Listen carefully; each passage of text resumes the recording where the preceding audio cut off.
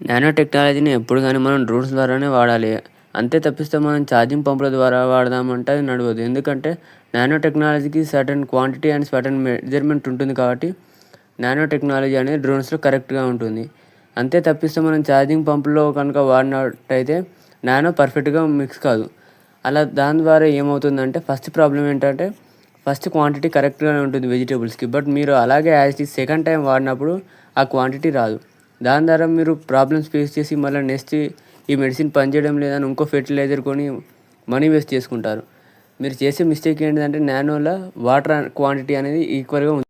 Nano technology వాడే ముందు ఒకసారి మీరు ఫీల్డ్ ఆర్గనైజర్‌ని కనెక్ట్ కావాలి. లేకపోతే ఇలా మధ్యలో గడ్డి రావడం లాంటివి మొదలవుతాయి.